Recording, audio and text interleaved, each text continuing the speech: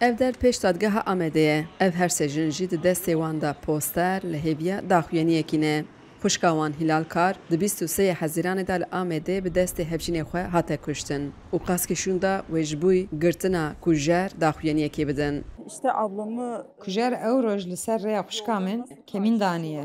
Li gorî şahidan axaftina Kürt kirine. Xwişka min çawa berê xwe jê qelaptiye, gule berî serê wê daye. öğrendik şahitlerden.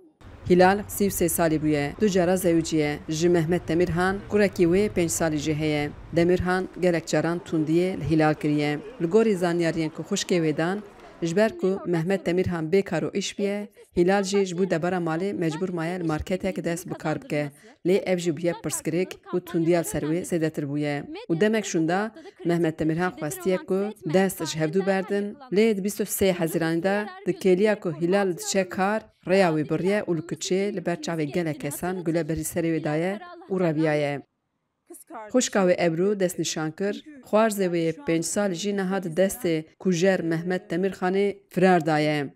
Ki boşanmak isteyen Di gel ku ê ku xwest ji hev biqetin ew bû. Lê xwişkan pir aciz kir. Ji bo ku xwişka min dest bi kar kir, pêra pev diçû. Marketek ku xwişka min têda kar dikir, di nava gelek kesan da gefal xwişka min xwar bû. Heta rojek beriya bûyerê, gefal û xwişka min xwar bû. Nîv saet beriya bûyerê, kujer telefonê kurê xwişka min kiriye û nasnama argêşa kurê xwe xwestiye. Ev jî nîşan dide ku her tiştî plan kiriye. bir iki gün önce yine arayıp tehdit ediyor diyebiliyorum. Yeğenim Argeş'i alıp kaçırdı. Ji 23 Hezîranê ver de kujer Mehmet Demirxan û kurê wê biçûk Argeş hêjî windan e. Xwişka Hilal di daxuyaniyê de bang li dewletê kir ku ji bo xwarzê wê Argeş bifikarin, ditirsin ku kujer tiştek bîne serê wî jî û dexwaz kir ku kujer were girtin û bi cezayê giran were ceza kirin. Devletê Tirkiye bajarê Amedê bi kameraya bi karakola tijî kiriye ama dibêje ki em dikarin Mehmet Demirkan wî kujer Mehmet Demirhan em wî bibînin. Em vîya qebûl nakin. Karê devletê parêzerê jiyanê jinaye gere devlet yani goya xwe bide jiyanê jin û zarokên ama wî devletê dibêje em paşnavê we nîqaş bikin, em cilê we nîqaş bikin ama jiyana we ji bo me qala jiyanê xwe nekin. Tora tundiya li hember jinan ji bûyî Hilal daxuyaniyek dan û destnîşan kirin bi betalkirina peymana Stenbolê kuştina jinan li Tirkiyeyê zêde bûye û yasayên ku ji bo parastina jinan û malbatê çê bûye li dadgehan nekarîger e.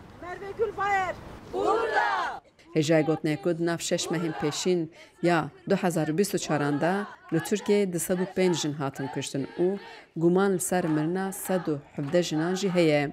Devlet te behevra anayasayekî ji bo jina amade bikin cezayên xurt werin dayîn. Komela Rosa digel komeleyên jinan li hember tundî û kuştinên jinan çalakiyan li dar dixin, da ku vê mijarê di rojevê de bihêlin û ji dewletê dixwazin ku cezayê giran bînin ji bo tundiya li ser jinan.